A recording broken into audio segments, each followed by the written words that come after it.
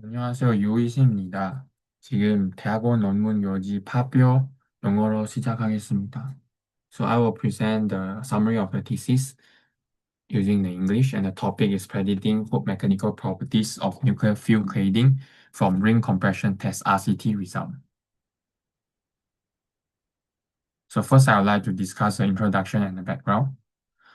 And the nuclear fuel cladding. So the nuclear fuel cladding acts as a barrier to separate the nuclear fuel pellets and the coolant in order to avoid the leakage of radioactivity.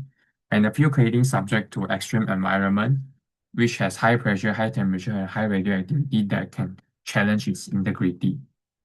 And since the cladding is in contact with the coolant, so water-side corrosion takes place. The water-side corrosion is governed by the two equations, while in the second equation, the hydrogen is generated.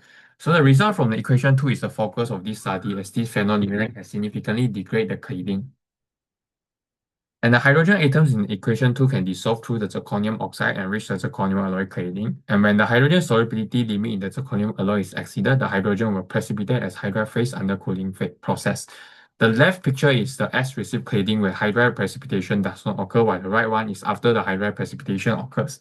So the hydride precipitate can embrittle the cladding matrix, and the eventual failure of cladding can then cause a loss of coolant accident as well as a reactivity-initiated accident. And based on the direction of the hydride, it can be divided into the circumferential hydride and radial hydrides. So when there is no external stress applied during the hydride precipitation, the hydride will tend to precipitate along the circumferential direction. While when there is a stress applied, Hooke stress applied during the precipitation, the hydride can precipitate along the radial direction, forming the radial hydride. And radial hydride is more deleterious as it is perpendicular to the Hooke stress. And the spent nuclear fuel management. So then general practice, the spent fuel will be stored in the wet storage and then moved to the dry storage. And this will involve a drying process. And this drying process involves high temperature. And this high temperature can dissolve the original hydrides or the circumferential hydrides as shown in the left pictures. While in the cooling stage with the Hooke stress later will cause the hydride to reprecipitated as the radial hydrides. And why Hooke mechanical properties are important? This is because the deformation of nuclear fuel cladding is generally in the Hooke direction, and the Hooke stress generated comes from the difference between the inner pressure and outer pressure exerted on the cladding wall. So inner pressure comes from fission gas and fuel swelling, while outer pressure comes from helium backfill gas. And why ring compression test or RCT result is used? Because RCT is easy to conduct and not too much modification on the specimen are required, while for the tensile test, certain part of the cladding will need to be removed, which can be challenging. However, the result of RCT is a load displacement curve, so the mechanical properties cannot be directly obtained. So in order to obtain the mechanical properties from the RCT load displacement curve, an inverse method proposed by Reddy and Ray provides a possible approach for this. And this process involves a series of iterations until a simulated compression that is closer to the actual compression is determined. And fractional mechanical properties can be obtained from the default model of this compression process. And the objectives of this research is to predict the Hooke mechanical properties based on the RCT result, and to plot the predicted mechanical properties against different parameters such as the hydrogen content, maximum radial hydride length, and radial hydride fractions. And then the models are applied to describe the trends in the plots. And these models of correlation can then be applied to predict the cladding mechanical properties in the spent fuel management environment. And this is the experiment procedure. So the experiment procedure is based on the published work from the laboratory, and the specimen used was the cold work stress relief Zerlo tube.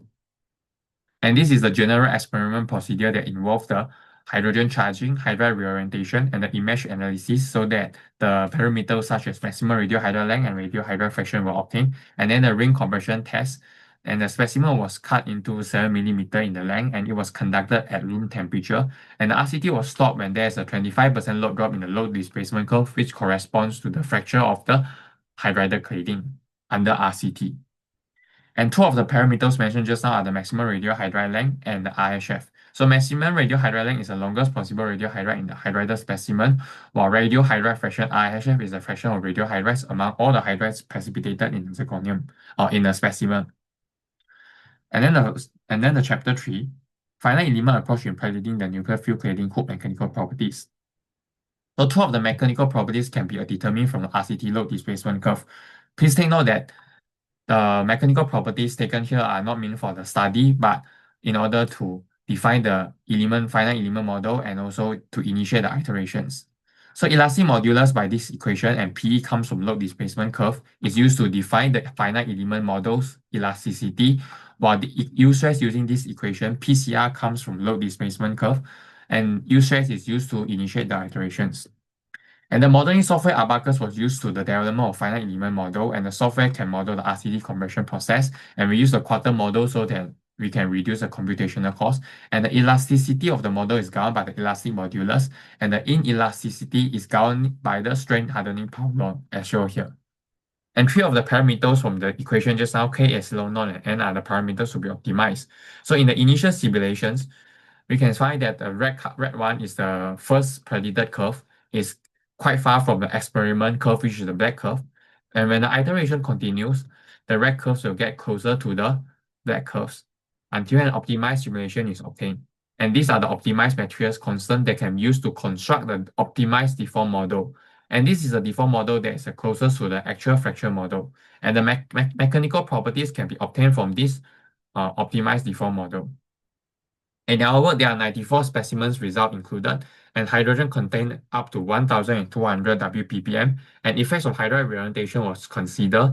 So this should be able to provide a wider perspective on how the cladding fracture behavior can be affected by various hydride conditions. And then the sensitivity of the model.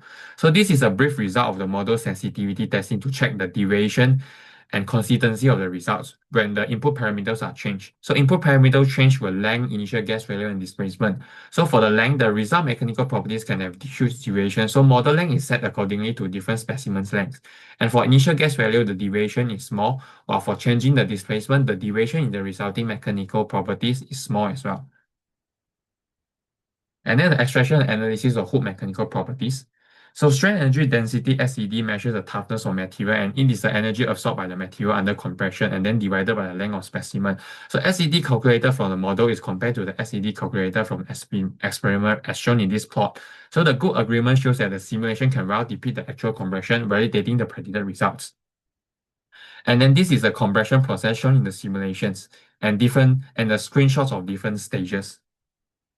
And the maximum value of hoop strain and hoop stress were obtained from the deformed model as fracture hoop strain and fracture hoop stress. And these mechanical properties supported again three parameters, which are the hydrogen content, maximum radial hydride length, and the radial hydride fractions. So IHF is categorized into three ranges, which are smaller than 2, between 2 and 5, and larger than 5%.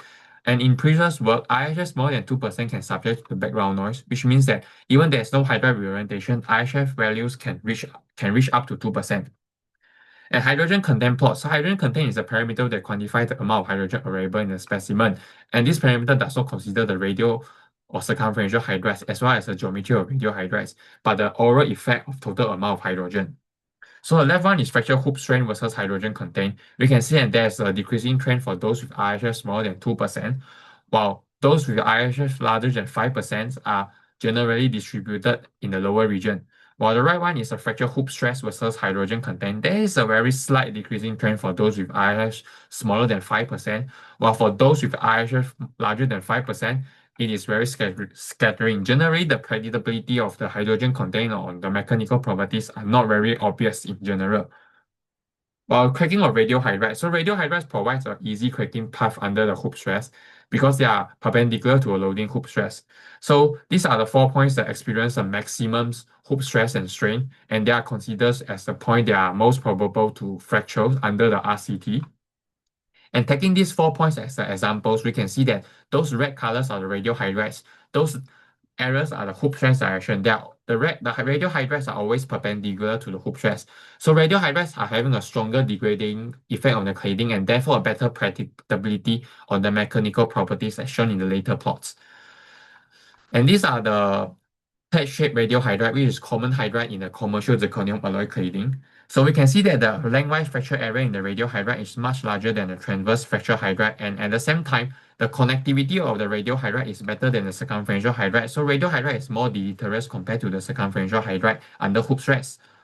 And these are the plots of maximum radial hydride length, and maximum radial hydride length is the longest radial hydride existed in the hydride specimen. So it is most probable to the fractures as it has the largest lengthwise fracture area. And generally, it has a better predictability on the mechanical properties. And consideration of the maximum radial hydride length as a fracture length is justified in the literature. And the trend shown in the hoop strength versus maximum radial hydride length plot can be described by these equations. So this equation is based on the critical total stress that required to fracture the hydride consists of four stress components. And this equation is arranged to be the function of the maximum radial hydride length. And this is the result of the model. The result of the model is those with the fill circle, while the result from our predicted result are those with the empty circle. So we can see that the trends of the decreasing shape in both of the results are pretty similar. However, the deviation is larger when the IHF is smaller than 5%, which is those blue points. So this can be explained by the relatively small amount of radial hydride because circumferential hydride can still dominate in these cases. And this is the model that described the trend in the fracture hoop stress versus maximum radial hydride length plot, which is based on the fracture mechanics. So when the stress intensity factor K1 is equal to the value of fracture toughness KIC. So based on AASTM, the corresponding stress intensity factor can be described by this equation, which is a function of maximum radial hydride length. And then the fracture toughness comes from the literature, which is also a function of the maximum radial hydride length. And equating these two functions,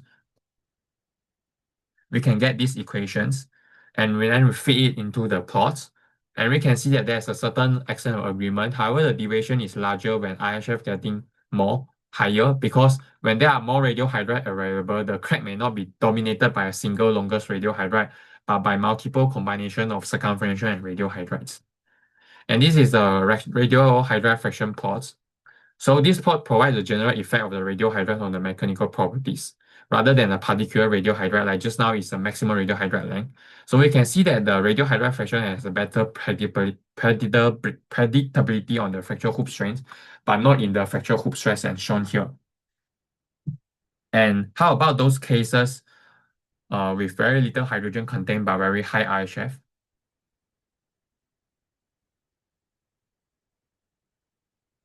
So this is the plot of the radial hydride.